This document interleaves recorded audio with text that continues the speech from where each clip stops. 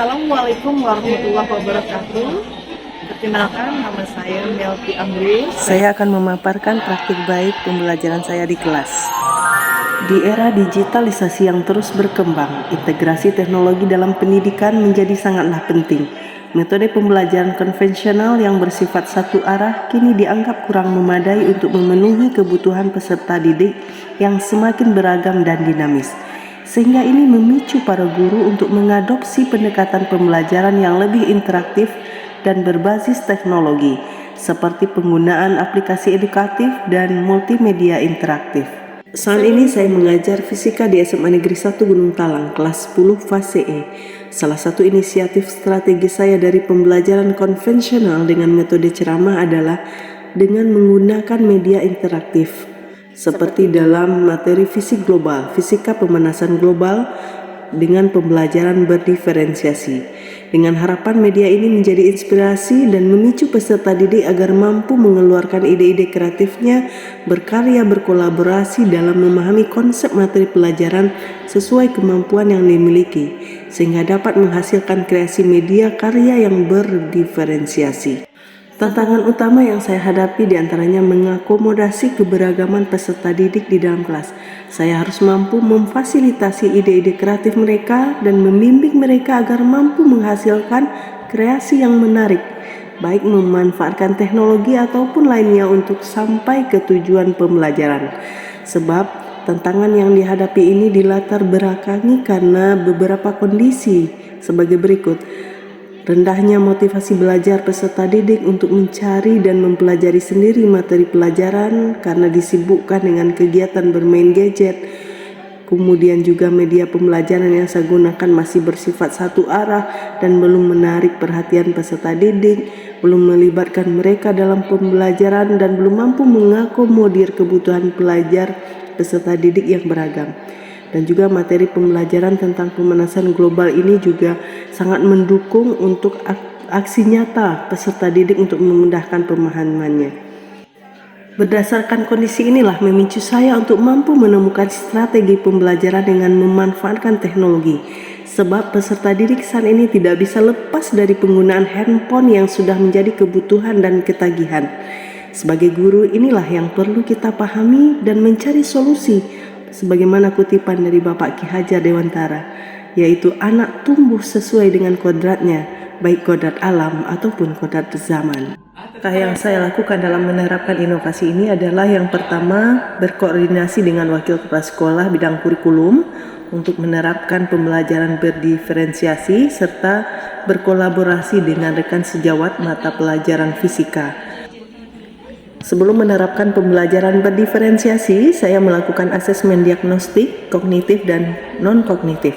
Untuk asesmen non-kognitif sudah dilakukan secara kolektif oleh sekolah di awal tahun pembelajaran. Kemudian dari hasil asesmen diagnostik ini didapat bahwa gaya belajar auditori, visual, kinestetik, visual auditori, dan juga auditori kinestetik. Sedangkan untuk asesmen kognitif saya lakukan dengan tes kesiapan belajar peserta didik pada materi pemanasan global dengan quizzes. Kemudian membuat media pembelajaran interaktif. Untuk media ini saya membuatnya menggunakan aplikasi Canva di dalam media interaktif. Kemudian berisi konten dan materi pembelajaran yang mengakomodir kebutuhan belajar peserta didik sesuai dengan gaya belajarnya. Materi dari nyanyian, dari video, dan juga dari komiks. Menyajikan materi melalui media interaktif, maka berikutnya pada tahap brainstorming, peserta didik dibagi secara per kelompok menurut kesiapan belajarnya. Pengelompokan ini berdasarkan hasil asesmen kognitif. Yang kelompok pertama adalah semua anggotanya yang sudah paham dengan materi prasyarat, kelompok kedua yang paham sedang, kemudian kelompok ketiga kurang paham. Namun dalam prakteknya untuk materi ini hanya dua kelompok, yaitu kelompok kategori pertama dan kategori kedua. Kelompok ketiga tidak ada peserta didik yang belum paham betul dengan materi prasyarat. Aktif yang sudah difasilitasi oleh guru, maka ini juga memicu kreasi mereka untuk menyampaikan materi melalui media yang dibuat masing-masing dan menambah pemahaman mereka, apalagi dengan bakat dan minat yang bisa berkembang melalui pembelajaran fisika. Pada tahap media kreasi, pada kegiatan ini menghasilkan produk sesuai dengan kemampuan kelompok masing-masing dengan membuat media interaktif dari PPT yang sudah menggunakan simbol-simbol yang berisi penjelasan materi seperti apa yang disajikan oleh guru sebelumnya, bahkan sampai memberikan pertanyaan-pertanyaan kuis kepada teman-temannya, sehingga ini membuat pemahaman materi mereka lebih mengerti. Ini adalah kelompok yang beberapa anggotanya dengan kemampuan belajar sedang. Kelompok ini melakukan tahapan dengan membuat suatu media untuk menjelaskan materi yang dipahaminya. Media yang dibuat dengan Canva, poster, menggambar, dan pembuatan video lainnya. Pada akhir pembelajaran dilakukan refleksi dengan menggunakan Jamboard untuk mengetahui perasaan mereka dan antusias mereka terhadap pembelajaran. Demikianlah paparan singkat dari praktik baik pembelajaran yang sudah saya laksanakan. Semoga menginspirasi teman-teman guru lainnya.